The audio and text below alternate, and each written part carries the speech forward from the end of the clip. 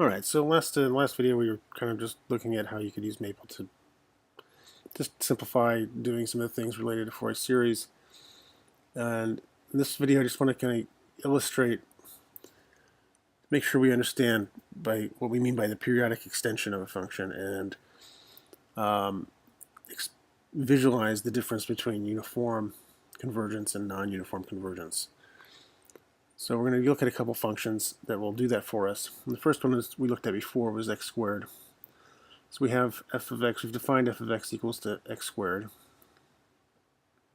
These next few lines of code are in Maple. These are just including some packages that you need to do some of the animations and plotting that we need to do. This line is just defining a symbol p to represent the plot of the function f. And then this next line is creating the periodic extension so that we basically copy and paste the graph from negative pi to pi over every interval between successive odd multiples of pi. So the graph we get here is visualizing that. I've only done this for a few periods, just enough to put in this picture. But this gives you a visualization of our function f of x is just this part of this graph. And then we've copied and pasted that graph over successive intervals, negative pi to pi in both directions. So if you imagine this function continuing on in this periodic manner forever to the right and all the way to the left to plus or minus infinity, it's a periodic function. And it's this function that we're actually computing the Fourier series of. When we restrict it to the interval from negative pi to pi, it does end up representing the function f of x over that interval. So the important thing about this function is the periodic extension is continuous. The pieces kind of glue together nicely. But where we copy and paste these things together, the graph has a sharp point in it. And this sharp point means this function is piecewise smooth because it is continuous and it is differentiable everywhere except at these discrete set of points, odd multiples of pi.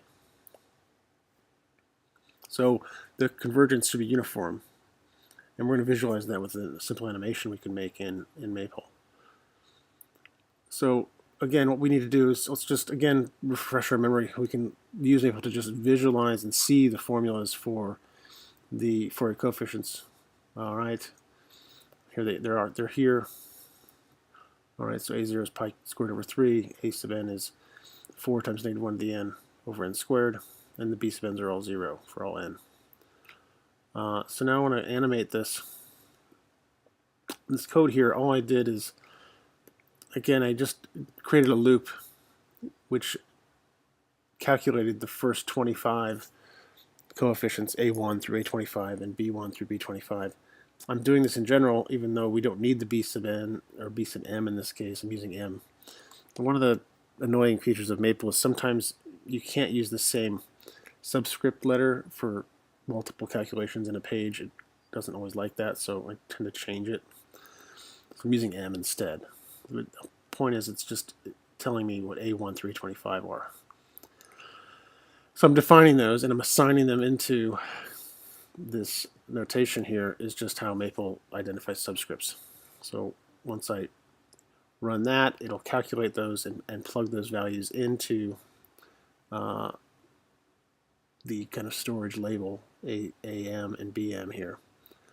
After that, I'm defining or approximating function A capital N, where capital N is going to be the number of terms we're going to keep from the sum.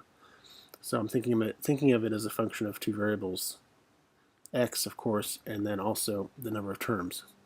So I just define it as that partial sum, or ranging up to n. So the next is the animation. It's a kind of complicated command, but we're animating the plot of f of x and an of x here. An is just the name, and is not changing. It's just the name of the function to match our notes. K is the value that's ranging from 0 to 25. So when k is 0, we just get the constant term a0. When k equals 1, we just get a0 plus a1 cosine x, and so on. but I'm going to create basically 26 plots. One for k equals 0, k equals 1, 2, 3, and 4, and so on. So after I entered this, we get the formula here again, just to see, visualize that we have done this. The a sub j and b sub j are defined as the actual numbers we calculated above. And now we have this graph, which I can now play the animation, and it will slowly go through, and you'll see the, let me bring it back to the beginning. So there's the function f, and the approximation, which would really be a0, would be the constant term. So the height of this blue line is just the value of a sub 0. So this is kind of the worst approximation that we can get. So let me play this, and you can see how these, as the number of terms increases, the shape of the blue graph will kind of morph into the shape of the red graph. And it happens quite fast because this is the convergence is uniform. So you can see there's very little error everywhere at the end. We can visualize this uniform error here. So the graph I have here is the difference between the function and the term a sub 0. Well, not. Let me go back to the beginning. So this error is quite large. And you can see as we play, the highest point on this graph is what we call the uniform error. That's kind of the worst. It's kind of where the error between f of x and a sub n of x is the most. We can see that uniformly across this entire interval, these errors will shrink at somewhat the same rate. They won't be the same height. Some places they'll be bigger, and some places the error will be smaller, but they're kind of decreasing at a uniform rate.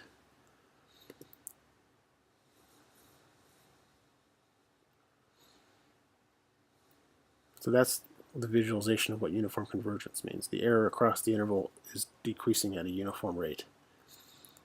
And that's why we can, when you have this, you can actually represent the function with, let's see, here's a2, a3, a4, a5, and then if we keep going to a26, it almost looks the same. And you can see that the error, when we're using that last one, is extremely small. So now let's look at the function x. Because this periodic extension is not continuous. So it's a piecewise continuous function. It is differentiable everywhere except at these odd multiples of pi where it has a huge jump discontinuity. So this jump discontinuity is going to make it impossible for uniform convergence. So again, we just recalculate.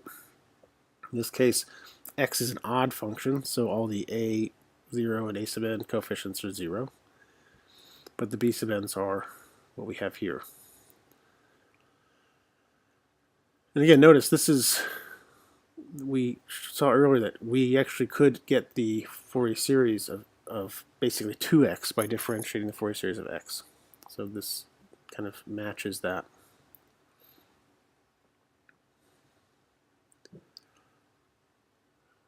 Again, I'm going to just create a new animation.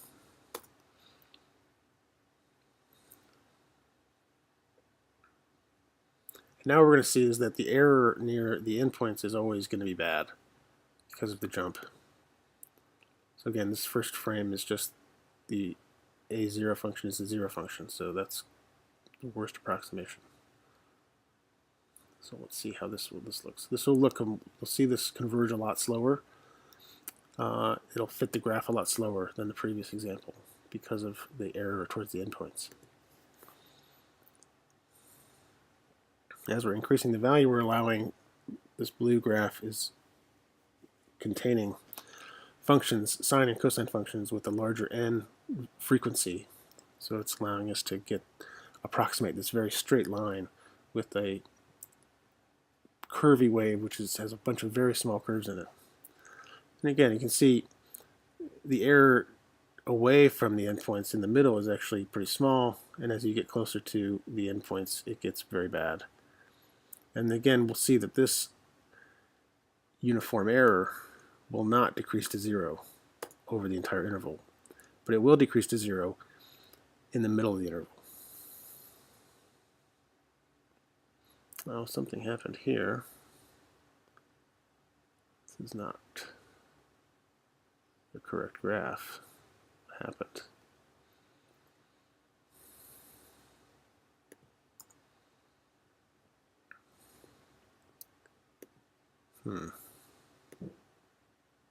Oh, sorry, this is fine.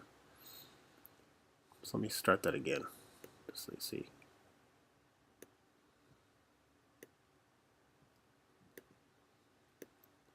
So this is the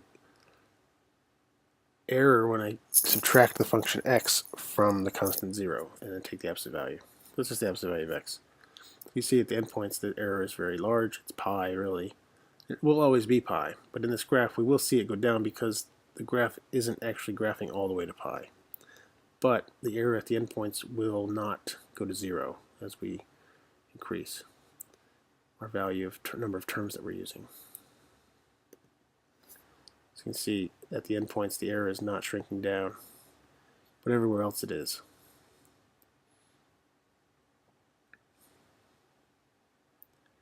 You can see no matter how close you get to pi, but you will get smaller and smaller error. It just converges slower.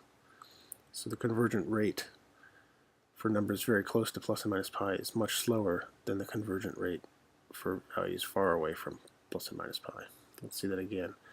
You notice this kind of first little bump here never really changes its height. It stays the same height. It just moves, squishes to the left here and squishes to the right here. And this is when the notice what I refer to as what's called Gibbs phenomenon. That bump is really never changing height. It's just moving to the left. But all the other little bumps are shrinking down. We could take this further as if we wanted to see how. Just take it a little further here. So let's go back to here. Let's do 50. Go all the way up to 50. Oh, I did something wrong here. Change that to 50. I got to change this to 50 and this to 51.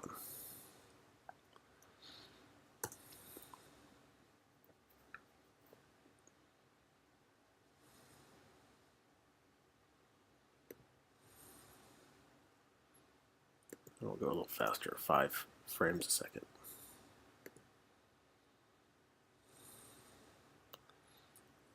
See, it's much better, but still there's a really bad error near the endpoint. But that large error is focused very close to the endpoint. We do the same thing here. Change this to 50. This to 51. Create this new animation of the error. So now we're going all the way up to the error obtained by a sub 50. Okay, let's do a little faster since there's more frames. Again, no uniform convergence. Error at the endpoints stays the same. And the error of this little bump, first little bump, doesn't shrink, but just gets squished closer and closer to the endpoint.